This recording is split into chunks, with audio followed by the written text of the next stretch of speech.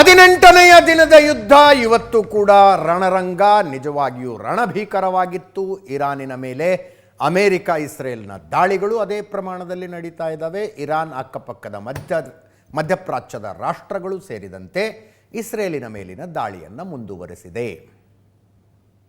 ಇವತ್ತು ನೋಡಿದ್ರೂ ಯಾವುದೇ ರೀತಿಯಲ್ಲೂ ಯುದ್ಧದ ಘನಘೋರತೆ ಕಡಿಮೆಯಾಯಿತು ಅನ್ನೋ ಹಂಗಿರಲಿಲ್ಲ.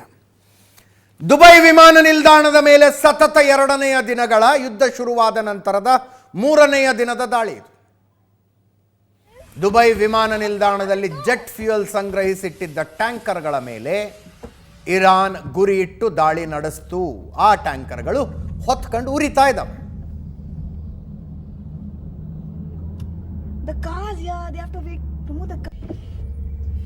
ನೆನ್ನೆ ದಾಳಿ ನಡೆದಾಗ ಬೆಂಕಿಯನ್ನು ನಂದಿಸಿ ಎಲ್ಲ ಸ್ವಚ್ಛ ಮಾಡಿ ಬೆಳಗ್ಗೆ ಮತ್ತೆ ಏರ್ಪೋರ್ಟ್ ಶುರು ಮಾಡಿದ್ರು. ಎಮರ್ಜೆನ್ಸಿ ಇರುವ ವಿಮಾನಗಳ ಬಂದು ಹೋಗಿ ಮಾಡಲಿ ಅಂತ.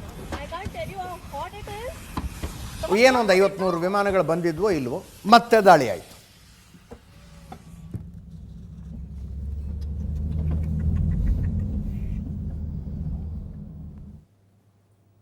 ತುರ್ತು ಉಪಯೋಗಕ್ಕೆ ತೆರೆದಿದ್ರು ಏರ್ಪೋರ್ಟನ್ನು ನೆನ್ನೆಯ ದಾಳಿಯ ನಂತರ. ಇರಾಕ್ನ ಬಾಗ್ದಾದ್ ಮೇಲೆ ಡ್ರೋನ್ ದಾಳಿ ಆಯಿತು. ಅಲ್ ರಶೀದ್ ಹೋಟೆಲ್ ಅನ್ನು ಗುರಿಯಾಗಿಸಿ. ಇರಾಕ್ನ ರಾಜಧಾನಿ ಬಾಗ್ದಾದ್ನ ಅಲ್ ರಶೀದ್ ಹೋಟೆಲ್ ಯುರೋಪಿಯನ್ ಯೂನಿಯನ್ನಿನ ಮೀಟಿಂಗ್ ಸೆಂಟರ್ ಅಂತಿದೆ. ಅಂದರೆ ಯುರೋಪಿಯನ್ ಯೂನಿಯನ್ನವರು ಯಾರ್ಯಾರು ಇದಾರಲ್ಲ ಅಲ್ಲಿ ಅವರುಗಳ ಮೀಟಿಂಗ್ ಸೆಂಟರ್ ಆಗಿತ್ತು ಅಂತ ಇರಾನ್ ಕಡೆಯಿಂದ ಹೇಳಿಕೆ. ಅದಕ್ಕೆ ಹೊಡೆದ್ವಿ ಅದನ್ನು ಅಂತ. ಇರಾಕ್ನ ರಾಯಭಾರ ಕಚೇರಿಯ ಮೇಲೆ ದಾಳಿ. ಇದು 3ನೇ ಸಲ ಮತ್ತೆ ರಾಯಭಾರ ಕಚೇರಿಯ ಮೇಲೆ ದಾಳಿ. ಅಮೆರಿಕದ ರಾಯಭಾರ ಕಚೇರಿ ಇರಾಕ್ನಲ್ಲಿ ಬಾಗ್ದಾದ್. ಸಿರಾಮ್ ರಕ್ಷಣಾ ವ್ಯವಸ್ಥೆಯನ್ನು ತಕ್ಷಣ ಆಕ್ಟಿವ್ ಮಾಡಲಾಯಿತು. ದಾಳಿ ತಡೆಯುವ ಪ್ರಯತ್ನದ ಭಾಗವಾಗಿ ಅಂತೂ ಇಂತೂ ಡ್ರೋನ್ ಅಮೆರಿಕದ ಸಿರಾಮ್ ರಕ್ಷಣಾ ವ್ಯವಸ್ಥೆಯನ್ನೂ ದಾಟಿಕೊಂಡು ರಾಯಭಾರ ಕಚೇರಿಗೆ ಬಡಿತು. ರಾಯಭಾರ ಕಚೇರಿ ಖಾಲಿ ಇದೆ, ಬಿಲ್ಡಿಂಗಿಗೆ ಹೊಡಿತಾರಷ್ಟೇ, ಅಲ್ಲೇನು ಸಾವು ನೋವು ಆಗುವ ಸಾಧ್ಯತೆ ಇಲ್ಲ. ಸಿರಾಮ್ ಅಂತ ಒಂದು ಡಿಫೆನ್ಸ್ ಸಿಸ್ಟಮ್ ಇಟ್ಕೊಂಡಿದೆ ಅಲ್ಲಿ America, counter rocket artillery and mortar ಅಂತ.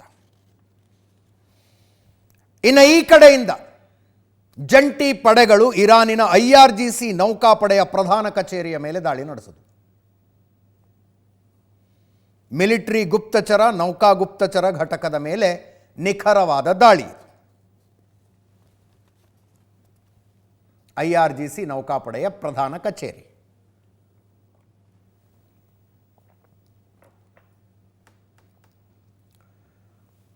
ಮತ್ತೊಂದು ಕಡೆ ಇಸ್ರೇಲು ಲೆಬನಾನ್ ಮೇಲೆ ಗ್ರೌಂಡ್ ಅಟ್ಯಾಕ್ ಶುರು ಮಾಡಿದೆ. ಅಂದರೆ ಇಸ್ರೇಲಿ ಟ್ಯಾಂಕರ್ಗಳು ಲೆಬನಾನ್ ಒಳಗೆ ನುಗ್ಗುತ್ತಾ ಇರೋದು. ಇಸ್ರೇಲು ಇರಾನ್ ಬಾರ್ಡರ್ ಹಂಚ್ಕೊಂಡಿಲ್ಲ, ಬಟ್ ಇಸ್ರೇಲ್ ಲೆಬನಾನ್ ಬಾರ್ಡರ್ ಹಂಚ್ಕೊಂಡಿದ್ದಾವೆ.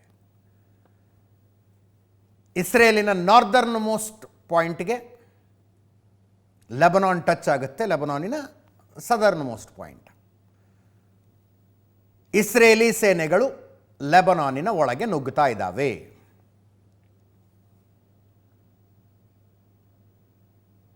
ಈ ಯುದ್ಧದಲ್ಲಿ ಲೆಬನಾನ್ ಮೇಲಿನ ದಾಳಿಯೇ ಆಗಿರಲಿ, ಇರಾನ್ ಮೇಲಿನ ದಾಳಿಯೇ ಆಗಿರಲಿ, ಇಸ್ರೇಲ್ ಕ್ಯಾನ್ ಜಸ್ಟಿಫೈ. ಇಸ್ರೇಲಿಗೆ ಕಾರಣ ಇದೆ ಈ ದಾಳಿಗೆ. ಅಮೇರಿಕಕ್ಕೆ ಜಸ್ಟಿಫೈ ಮಾಡೋದು ಬಹಳ ಕಷ್ಟ ಇದನ್ನು. ಇಲ್ಲ, ಓಪನ್ ಆಗಿ ಹೇಳಬೇಕು, ಇಸ್ರೇಲ್ ಪರವಾಗಿ ಬಂದಿದ್ವಿಯಪ್ಪ, ನಮ್ದೇನಿಲ್ಲ ಇದರಲ್ಲಿ ಅಂತ. ಅದನ್ನು ಮಾಡೋದಕ್ಕೂ ಆಗೋದಿಲ್ಲ.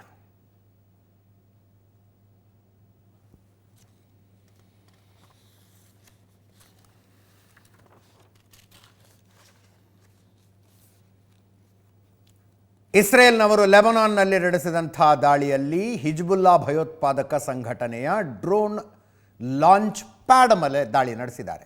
ಡ್ರೋನ್ ಲಾಂಚ್ ಪ್ಯಾಡ್ ಮೇಲೆ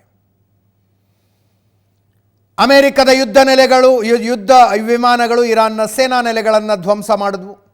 ಕ್ಷಿಪಣಿ ಲಾಂಚ್ ಪ್ಯಾಡ್ ಮತ್ತು ಡ್ರೋನ್ ಉಡಾವಣಾ ಕೇಂದ್ರವನ್ನು ಧ್ವಂಸ ಮಾಡಿದ್ವು.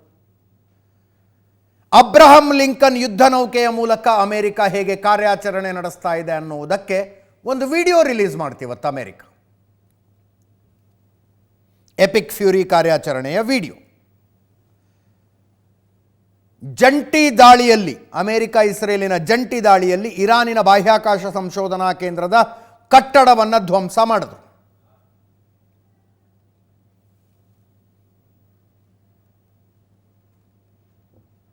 ನಾನಾಗಲೇ ಹೇಳ್ತಾ ಇದ್ದೆ, ಇಸ್ರೇಲ್ ಕ್ಯಾನ್ ಜಸ್ಟಿಫೈ ಇಂಥ ಕಾರಣಕ್ಕಾಗಿ ನಾವು ಈ ದಾಳಿ ಮಾಡಿದ್ದೀವಿ ಅಂತ. 2023 ಅಕ್ಟೋಬರ್ 7ನೇ ತಾರೀಕು ಇಸ್ರೇಲ್ ಮೇಲೆ ನಡೆದ ರಣಭೀಕರ ಭಯೋತ್ಪಾದಕ ದಾಳಿ ಇತ್ತಲ್ಲ, ಆ ದಾಳಿಗೆ ಪ್ರತ್ಯಕ್ಷವಾಗಿ ಪರೋಕ್ಷವಾಗಿ ಕಾರಣರಾದ ಎಲ್ಲರನ್ನೂ ಇಸ್ರೇಲ್ ಈಗ ಮುಗಿಸ್ತು. ಇದು ಇರಾನ್ ಬಾಹ್ಯಾಕಾಶ ಸಂಶೋಧನಾ ಕೇಂದ್ರದ ಕಚೇರಿ. ಮೊದಲು ಈಗ ಈ ಕಾರ್ಯಾಚರಣೆಯ ಮೂಲಕ ಇಸ್ರೇಲ್ 2023 ಅಕ್ಟೋಬರ್ 7ನೇ ತಾರೀಕು ತನ್ನ ಮೇಲೆ ದಾಳಿ ನಡೆಸಿದ್ದ ಆ ದಾಳಿಗೆ ಕಾರಣರಾದಂಥ ವ್ಯಕ್ತಿಗಳನ್ನು ಮುಗಿಸ್ತು. ಪ್ರತ್ಯಕ್ಷವಾಗಿ ಕಾರಣರಾದವರಿರಬಹುದು, ಪರೋಕ್ಷವಾಗಿ ಕಾರಣರಾದವರಿರಬಹುದು. ಸ್ವತಃ ಭಯೋತ್ಪಾದಕರನ್ನು ನೋಡಿ, ಇಲ್ಲಿ ಆ ದಾಳಿಯಲ್ಲಿದ್ದಂಥ ಮತ್ತಷ್ಟು ಜನರನ್ನು ಹೊಡೆದಂಥ ದೃಶ್ಯ ಇದು.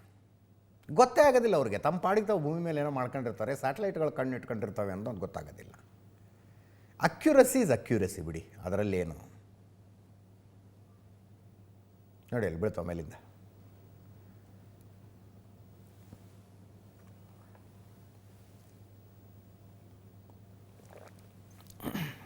ಹಮಾಸ್ ಭಯೋತ್ಪಾದಕ ಸಂಘಟನೆ ಆ ದಾಳಿ ನಡೆಸಿತ್ತು. ಹಮಾಸ್ಗೆ ಹಿಜ್ಬುಲ್ಲಾದವರು, ಹೌತಿಯವರು ವೆಪನ್ಸ್ ಕೊಟ್ಟಿದ್ದರು. ಹಿಜ್ಬುಲ್ಲಾದವ್ರಿಗೆ, ಹೌತಿಯವರಿಗೆ ವೆಪನ್ಸ್ ಕೊಟ್ಟಿದ್ದು ಆಯಾತುಲ್ಲಾ ಖಮೇನಿ. ಸರ್ಕಲ್ ಇತ್ತು. ಆ ಸರ್ಕಲನ್ನು ಇಸ್ರೇಲ್ ಧ್ವಂಸ ಮಾಡಿತು. ಆ ದೇಶದ ಹಠ ಅದು. ನೋಡಿ, ಹಮಾಸ್ ಭಯೋತ್ಪಾದಕ ಸಂಘಟನೆ ನಡ ಮುರಿದಿದ್ದಾರೆ ಅದರದು. ಪಕ್ಕದಲ್ಲಿರೋ ಹಿಜ್ಬುಲ್ಲಾ ಭಯೋತ್ಪಾದಕ ಸಂಘಟನೆ ಗ್ರೌಂಡ್ ಇನ್ವೇಷನ್ ಆಗ್ತಾಯಿದೆ, ಒಳಗೆ ನುಗ್ಗಿದ್ದಾರೆ. ಇದಕ್ಕಿಂತ ಮುಂಚೆನೂ ಈ ಹಿಜ್ಬುಲ್ಲಾ ಮತ್ತು ಹೌತಿ ಪೇಜರ್ ಅಟ್ಯಾಕ್ ಮಾಡಿಸಿದ್ರಲ್ಲ, ಅದೇನು ಕಡಿಮೆ ಅಟ್ಯಾಕ್ ಅದು. ಅವರು ಬಳಸ್ತಾ ಇದ್ದ ಪೇಜರ್ ಒಳಗೆ ಅವ್ರಿಗೆ ಗೊತ್ತಾಗದಂಗೆ ಬಾಂಬ್ ಬಿಟ್ಟು ಕರೆಕ್ಟಾಗಿ ಒಂದು ಮೆಸೇಜ್ ಕಳಿಸಿ, ಆ ಮೆಸೇಜನ್ನು ಅವ್ರು ಓಪನ್ ಮಾಡ್ತಿದ್ದಂಗೆ ಬ್ಲಾಸ್ಟ್ ಆಗೋಂಗೆ ಮಾಡಿದ್ರು. ಇದೆಲ್ಲದಕ್ಕೂ ಫಂಡಿಂಗ್ ಮಾಡ್ತಾ ಇದ್ದ ಇರಾನ್, ಆಯಾತುಲ್ಲಾ ಖಮೇನಿಯ ಆಡಳಿತ ದಾಳಿ ಮಾಡಿದ್ರು. ಇನ್ನೊಂದು ಕಡೆ ಇರಾನ್ ಇಸ್ರೇಲಿನ ಮೇಲೆ ತನ್ನ ಡಾನ್ಸಿಂಗ್ ಮಿಸೈಲನ್ನು ಪ್ರಯೋಗಿಸಿತು. ಇರಾನಿನ ಬತ್ತಳಿಕೆಯಲ್ಲಿನ ಅತ್ಯಂತ ಶಕ್ತಿಶಾಲಿ ಬ್ಯಾಲಿಸ್ಟಿಕ್ ಮಿಸೈಲ್ ಅಂತ ಕರೀತಾರೆ ಇದನ್ನು. ಅತ್ಯಂತ ಶಕ್ತಿಶಾಲಿ ಬ್ಯಾಲಿಸ್ಟಿಕ್ ಮಿಸೈಲ್, ಡಾನ್ಸಿಂಗ್ ಮಿಸೈಲ್. ನೋಡಿ, ಅದಕ್ಕೊಂದು ಟ್ರ್ಯಾಕ್ ಇಲ್ಲ ಹೋಗ್ತಾ ಇರೋದಕ್ಕೆ. ಅಂದರೆ ಹೆಂಗೆ ಬೇಕಂಗೆ ಹೋಗುತ್ತಂಥದ್ದು.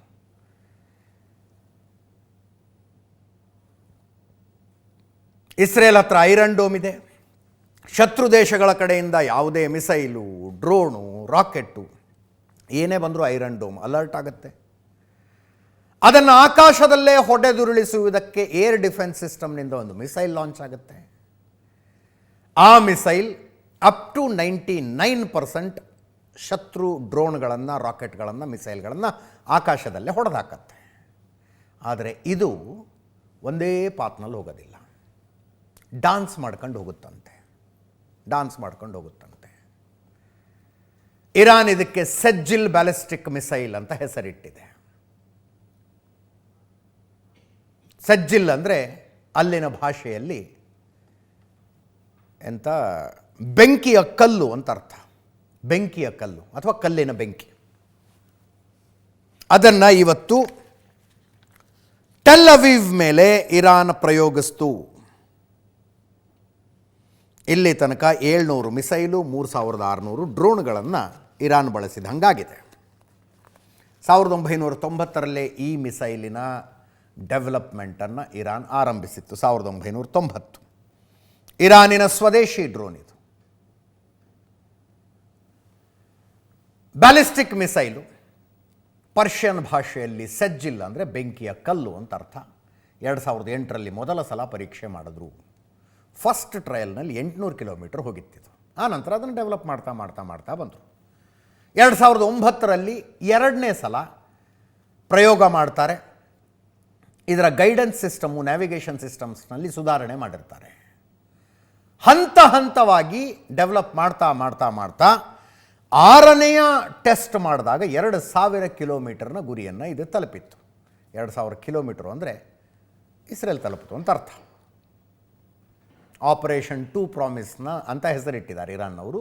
ಅದರ ಭಾಗವಾಗಿ ಇಸ್ರೇಲ್ ಮೇಲೆ ಸೆಜ್ಜಿಲ್ಲನ್ನು ಬಳಸಿದರು. ಇದರಲ್ಲಿ ಲಿಕ್ವಿಡ್ ಫ್ಯೂಯಲ್ ಇರೋದಿಲ್ವಂತೆ, ಸಾಲಿಡ್ ಫ್ಯೂಯಲ್ ಹಾಕಿರ್ತಾರಂತೆ. 2000 ಕಿಲೋಮೀಟರು ಹೋಗುತ್ತೆ. ಇದನ್ನು ತಡೆಯುವುದು ಇಸ್ರೇಲಿನ ಐರನ್ ಡೋಮಿಗೆ ಕಷ್ಟ ಅಂತ. ರಡಾರಿಗೆ ಕಾಣಿಸೋದೇ ಇಲ್ಲ. ವಿಚಿತ್ರವಾಗಿ ಆಡ್ಕೊಂಡು ಬಂದಾಗ ಬರ್ತಾ ಇರೋದೇನು ವಿಮಾನನ, ರಾಕೆಟ್, ಏನು ಗೊತ್ತೇ ಆಗೋದಿಲ್ಲ ಅಂತ ರಡಾರ್ಗಳು ಕನ್ಫ್ಯೂಸ್ ಆಗಿಬಿಡ್ತವೆ. ಇದೇನು ಅಂತ ಗೊತ್ತಾಗುವಷ್ಟರಲ್ಲಿ ಟಾರ್ಗೆಟ್ ರೀಚ್ ಆಗಿಬಿಟ್ಟಿರುತ್ತೆ, ಬ್ಲಾಸ್ಟ್ ಆಗಿಬಿಟ್ಟಿರುತ್ತೆ ಇದು ಅಂತ. ಇಸ್ರೇಲಿಗೆ ಅತ್ಯಂತ ಹತ್ತಿರದಲ್ಲಿರುವ ಇರಾನಿನ ಲಾಂಚ್ ಪ್ಯಾಡ್ನಿಂದ ಇದನ್ನು ಲಾಂಚ್ ಮಾಡಿದ್ರು. 7 ನಿಮಿಷದಲ್ಲಿ ಇಸ್ರೇಲಿಗೆ ರೀಚ್ ಆಗುತ್ತೆ. ಎಚ್ಚೆತ್ತುಕೊಳ್ಳುವಷ್ಟರಲ್ಲಿ ದಾಳಿ ಮಾಡುತ್ತೆ ಅನ್ನುವ ಕಾರಣಕ್ಕೆ ಈ ಮಿಸೈಲ್ ಬಗ್ಗೆ ಇಸ್ರೇಲಿಗರಿಗೂ ಒಂದು ಆತಂಕ ಇದೆ. 7 ನಿಮಿಷದಲ್ಲಿ ಇಸ್ರೇಲ್ ತಲುಪಬಲ್ಲದು. ಈ ಮಧ್ಯೆ